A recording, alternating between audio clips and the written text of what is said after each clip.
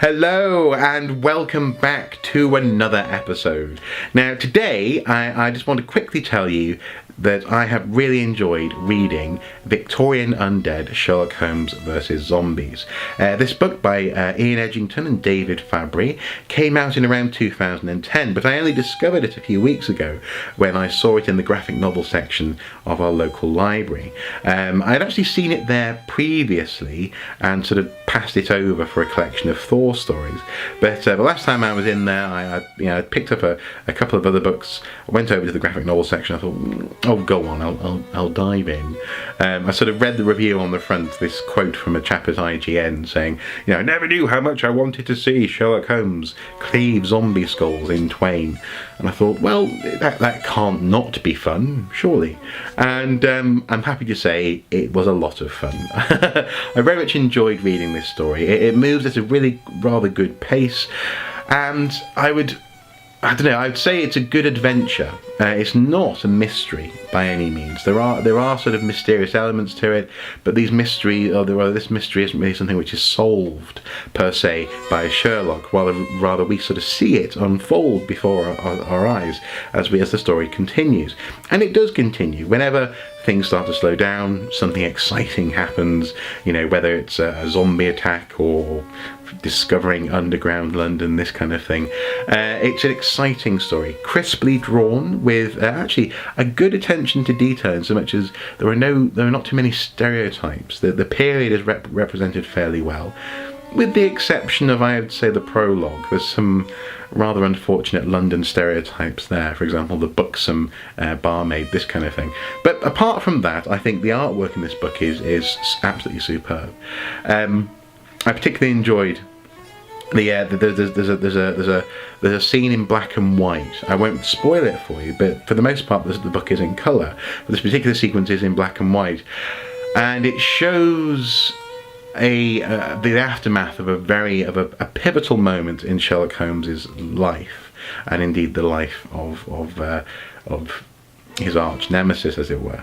And it's a very clever way actually to weave the themes of zombies and Sherlock Holmes together. I'll leave it there, for I fear I'm on the cusp of spoiling something. But it was good. I suppose there was one thing that really pulled me out of the story, and that was the inclusion of tanks.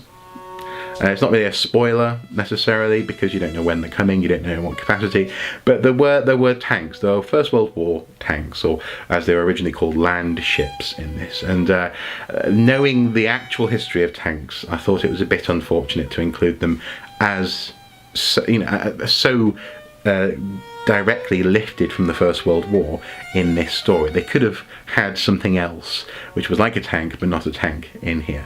But apart from that, absolutely superb.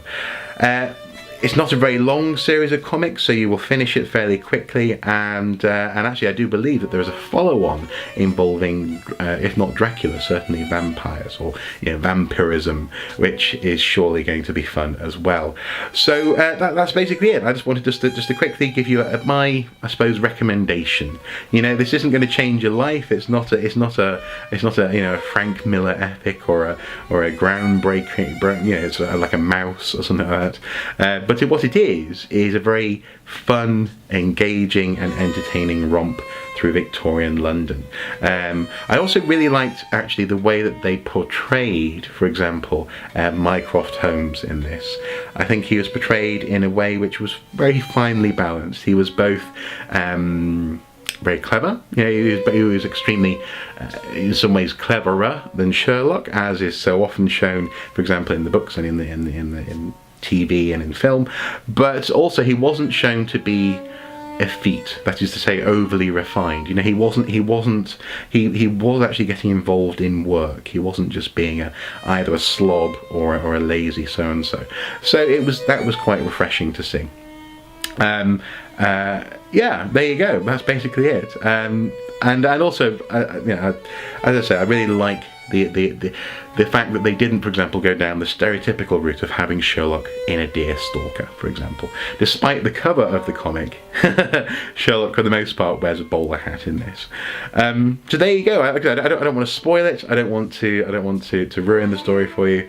But if you like these themes, Sherlock and zombies, I recommend this book for you. I do like zombies, I do like Sherlock, and therefore I did like this. I don't know why I didn't try it sooner.